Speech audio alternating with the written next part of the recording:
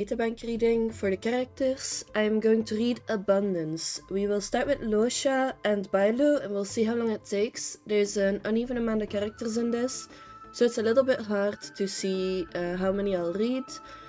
I'll probably read Luocha and Bailu today, and then I'll read Huohuo and Natasha for next week. Lynx and Gallagher might have a shorter story if I remember correctly. Let me quickly check for you guys so you can see. Oh, Lynx has a long one. Okay. We'll see. First things first is Luocha. An elegant and handsome blonde young man who carries a giant coffin on his back. As an intergalactic merchant, he was unfortunately caught in the Luocha Stellaron crisis, and that is how he found his mastery of medicine to come in handy. So, one of his attacks, or one of his passives as well, is pulling out a coffin. Character story part 1. What's your occupation? Traveling merchant. What is the purpose of your entry? Commercial business.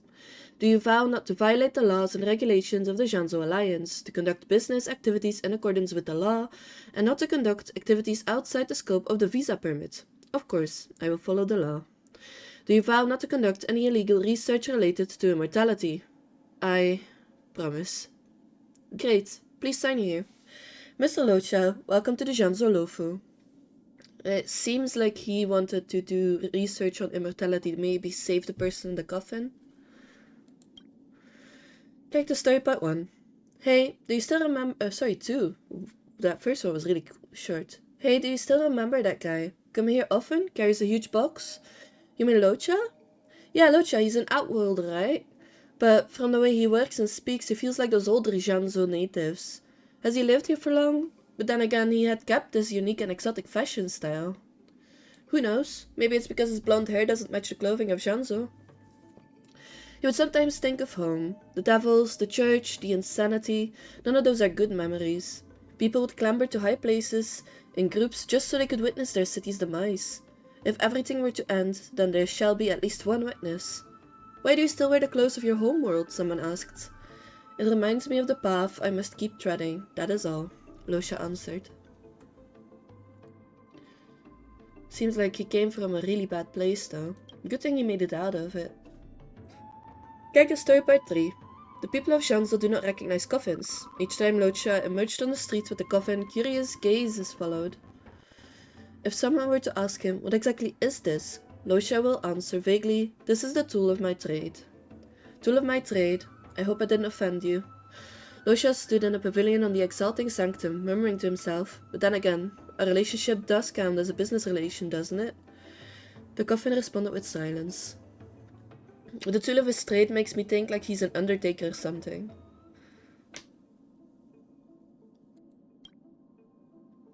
Character story part 4. Luocha carried the coffin on his back and headed into the distance. The coffin made no sound, it did not protest and had no right to protest. When you keep silent, you are free. The curtains closed and he left the guilt behind. Guilt is just another weapon to be controlled. A lie one tells themselves to believe they will one day obtain a correct answer. What's so different about you? Is your pain more valuable and more moving than other people's? Go to the Zhanzo. The one who gave him the coffin said, don't forget your promise. Never. Luocha promised, but silently made another vow. So he got the coffin from somebody else and made a promise, but it's very unclear what the promise was. Maybe he's trying to find a way to resurrect the person inside the coffin.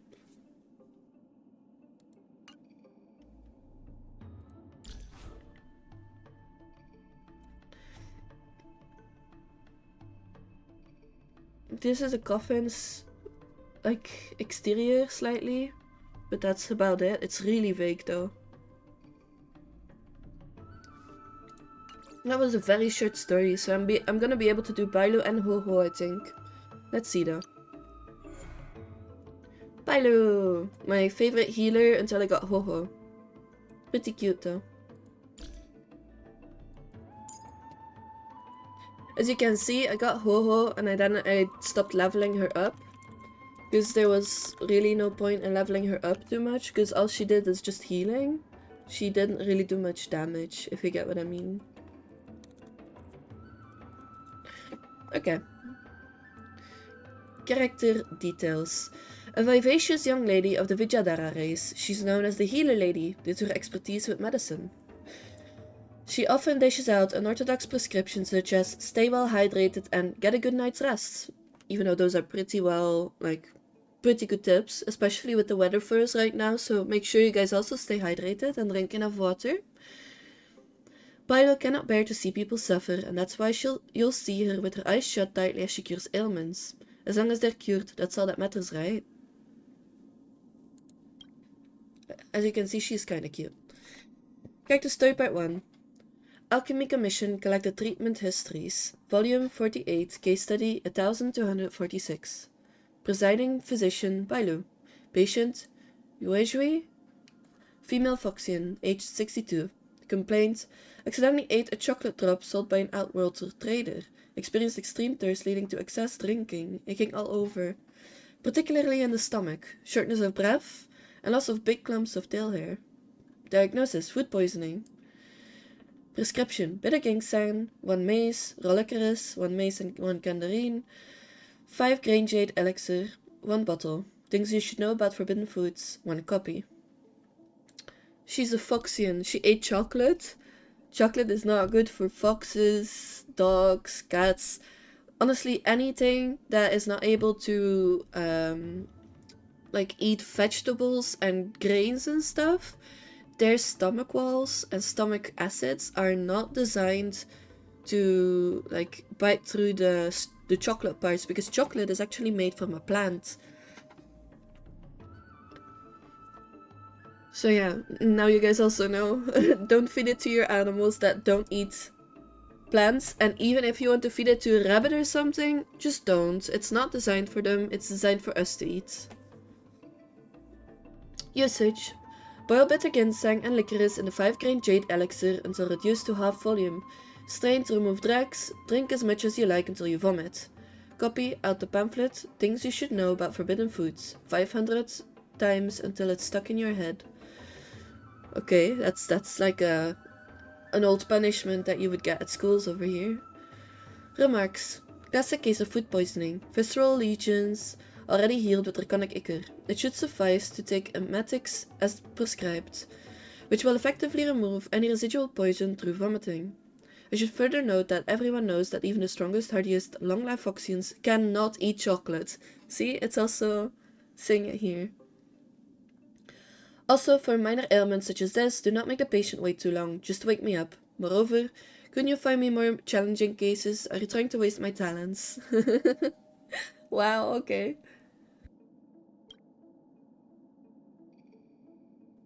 Guide to Story Part 2. Alchemy Commission Collected Treatment Histories, Volume 73, Case Study 582. Presiding Physician Bailu. Patient Yinyu, female Vijayadhara, aged 13 days and 2 dual hours. Complaint: patient undergoes cycle of hatching, rebirth every few months. Her growth is 100 times faster than a normal Vijayadhara. Diagnosis: rebirth abnormality, extremely rare, 1 in a million condition. Prescription: no available medicine, drink plenty of hot water. Usage not applicable.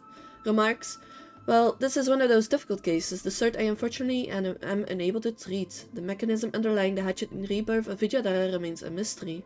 Some healers take the view that Vijayadhara use the rebirth cycle to repair injuries sustained during their long life cycle, but such a notion clearly does not apply to this patient's situation. I've tested her blood and marrow and had her ingest translucent worms to allow a thorough examination of her brain, but I found no diseased parts. What a marvel life is. Even long-lived species, exempt from aging and death, are not entirely immune to the ravages of disease. It is the same as regards my own health. It is now 6 or 7 years since I first sprout the horns, but I have not grown taller in that time. I'm sure it is because I have those horrid preceptors watching over me all the time. If a child does not grow, get out to run around, how will it grow tall? Healers who read this case study, when will you release me? I'm not some truly wicked never-do-well. Why am I so closely guarded? It makes me very, very, very, very, very, very, very, very angry. A scowling horned face has been drawn at the foot of this page. So, deep down, there's still a child. Alchemy Commission Collected Treatment Histories, Volume 128, Case Study 39. Presiding, Physician Bailu. Patient, Yingyuan. Male Jiangsu native of indeterminate age. Though the Ten Lords Commission surely knows. Complaint, tightness of chest and shortness of breath. Drowsiness, eyes too tired to keep open. This consultation is a routine repeat checkup. Diagnosis, cooped inside the seat of divine foresight for far too long. Prescription, 1 serving of garlic-infused pork, 1 serving of scripts, melon, and diced chicken, 1 serving of pork slices in fish sauce, 1 serving of Granny Chan's tofu, 1 crispy suckling pig, and 1 cup of Hunter Mao Feng tea. Uses, just eat. It'll make him feel full, then naturally he'll want to get out and about to work it off, which will also improve his mood. Remarks. The general comes to see me about his health every year, complaining of symptoms such as tight chest and shortness of breath, or struggling to keep eyes open and wanting me to give him a checkup. The movement of the general's ki is extremely vigorous, and there are no signs of affliction by strange diseases or being stricken with Mara. Although such things are the province of the Ten Lords Commission, I always exercise special caution in this regard. It is my view that he is simply bored, senseless, and has slipped out to rove about when he found some free time.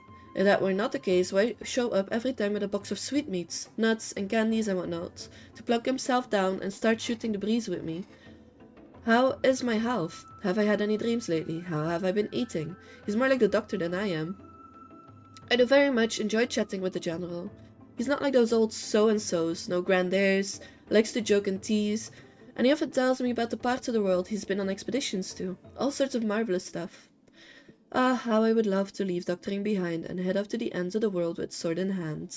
You're a little bit, small, I think, especially since your healing is mostly what you focused on. You might need a couple of people to come with you, though, if you want to go around, in my opinion at least.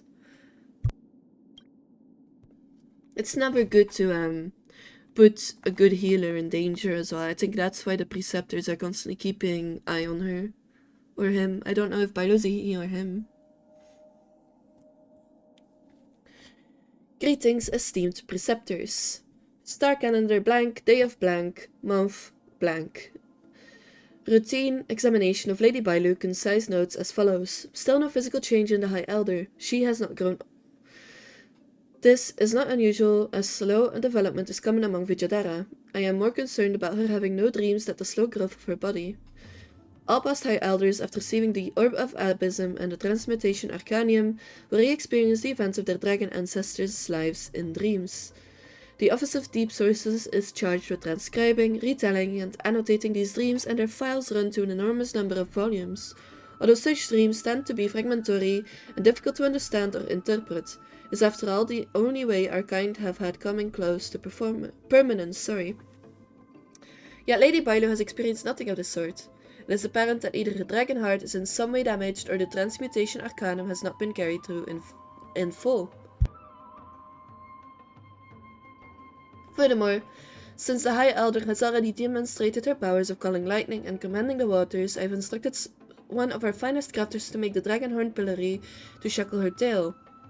To prevent a loss of control over her powers and a repeat of the disaster, the sedition of Imbibitor Lunae.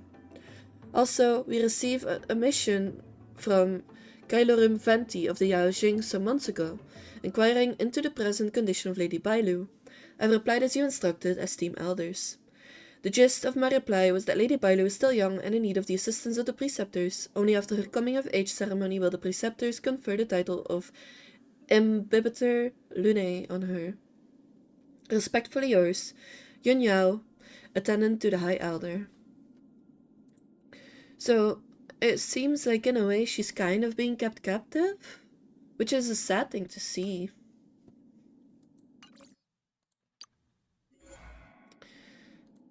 We'll be able to read Huohuo as well. Check the details. While this Foxian girl may seem fragile and weak, she's actually a judge in training of the Ten Lords Commission. Responsible for capturing evil, the judges sealed a Heliobus named Tail into her tail, making her a cursed one with a tendency to attract evil beings. Despite trembling at the sight of evil spirits, she's always entrusted with the arduous task of eradicating their presence. She is well aware of her incompetence, but lacks the courage to resign, so she forces herself to press on despite her fear. I noticed that she gets really scared, and honestly can kind of see it in her eyes. She also has like sunken eyes, like if you look over here. It's like she can't sleep. Maybe she's got nightmares because of Tail or something, but at least it seems like Tail cares for her in a way.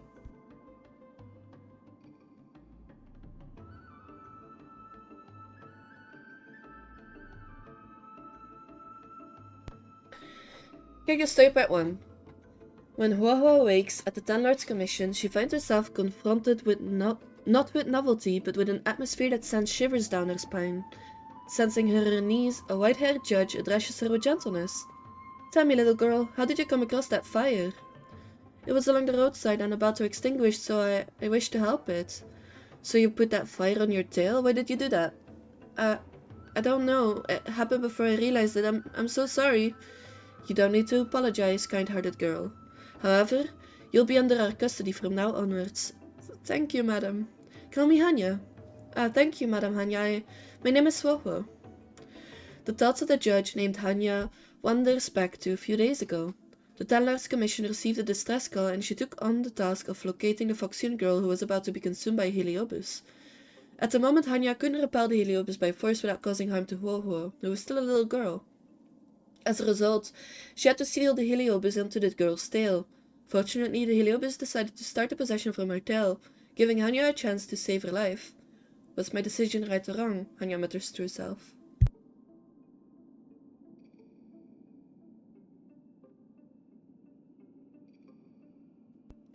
I think Hanya did the right thing, but now Huohuo is stuck with it though.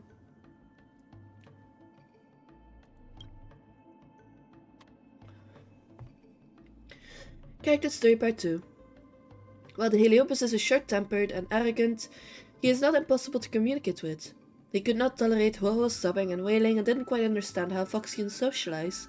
For example, he didn't understand why the girl would be ostracized by her classmates due to her tail being on fire. You, tear off that talisman. No, Lady Hanya said the talisman must not be removed under any circumstances. Did you hear them? How dare they mock me? I've never been humiliated like this before. No, they're not mocking you, but me. Then you go teach them a lesson yourself. If you cannot avenge me for this insult, then don't talk to me anymore, but I'm scared. Alright, fine, you know what? Just take a deep breath, make your mind go blank, and don't think about anything. I'll handle this problem for you. But Lady Hanya said the talisman must not be removed. Don't worry, just do what I say.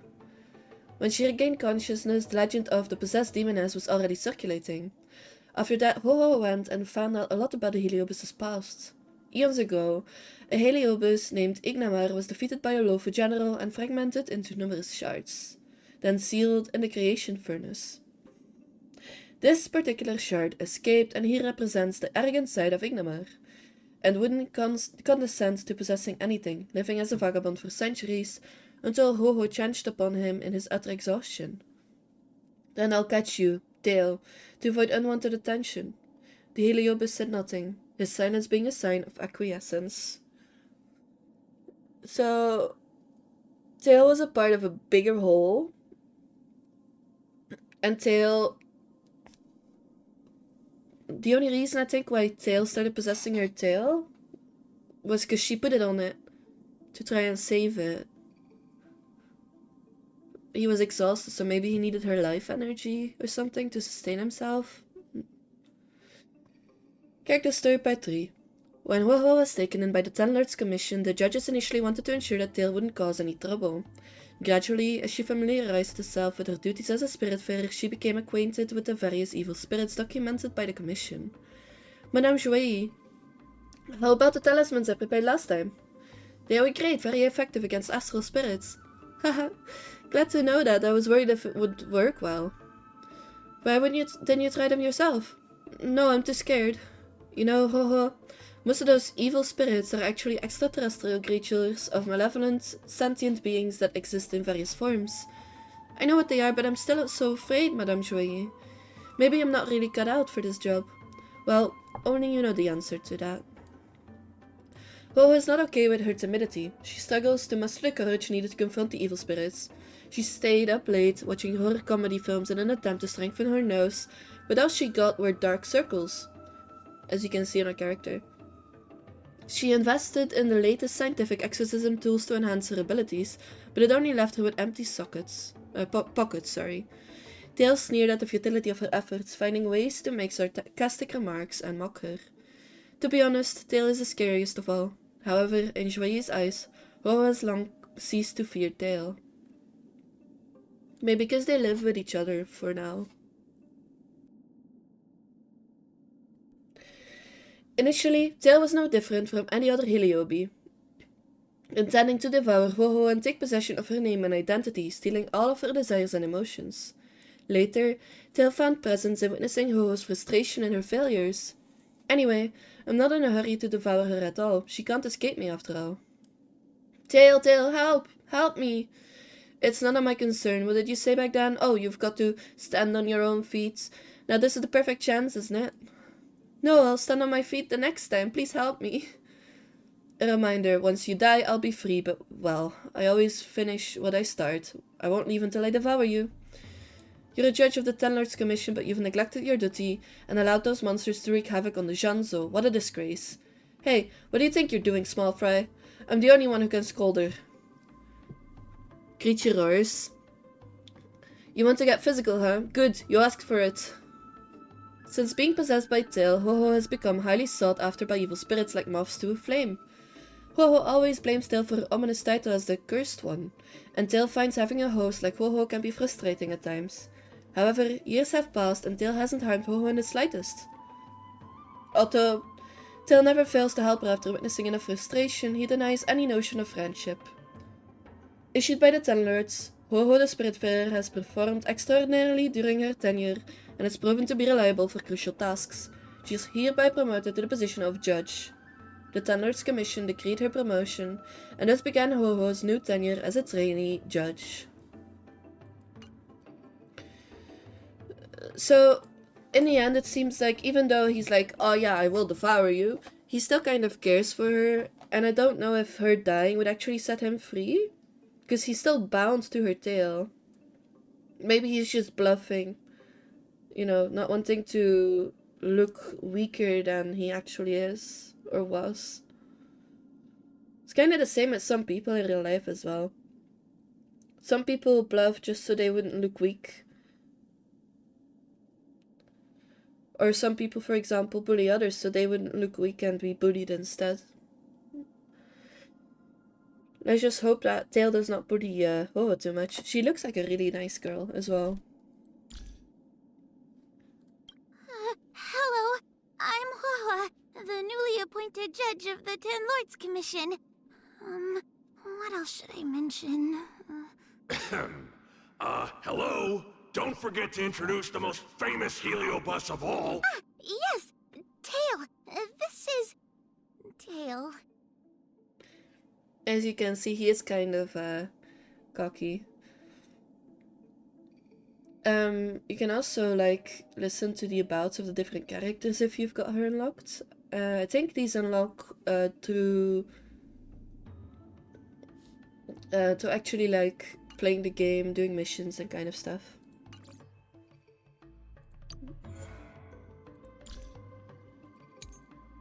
I don't know, these are all voices, right? So I don't know if I can show you the coffin, but one of his things is if he's just standing around, he suddenly summons the coffin out.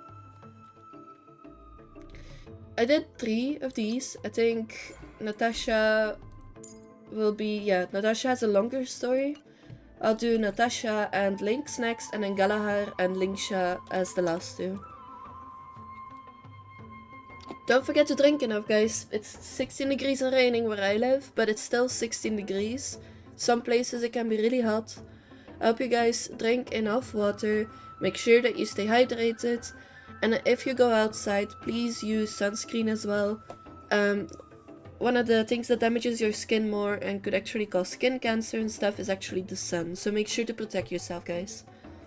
I hope you guys have a nice rest of your day, evening, night, morning, whatever time of day it is for you guys. Hope to see you guys next week. I'm still looking into other stuff that I can do. I've got a couple of suggestions by people in the comments. So please, if you have any suggestions for me as well, please just put them in the comments. It also helps other people to find my videos. It also helps me find other stuff to read for you guys. On Twitch, I'm also playing Mass Effect, the first one, from the Ultimate Edition, if you guys are interested in watching that. I'll probably read the codex entries for that as well, maybe cut up parts of the stream so you guys can also have the planets and stuff, descriptions here as well. And if you guys are interested in like any of the things from, for example, 7 Days to Die, I'm streaming that as well on Twitch in between Mass Effect. It's kind of a scary game for me. I get stressed easily, so when it gets a bit too stressy, I take a break, play Mass Effect, then play some more 7 Days, play Mass Effect in between to keep like a little bit of a flow going. So I hope to see you guys there as well. Thank you guys for being here. You're all awesome. Drink enough water and have a nice rest of your day. Bye!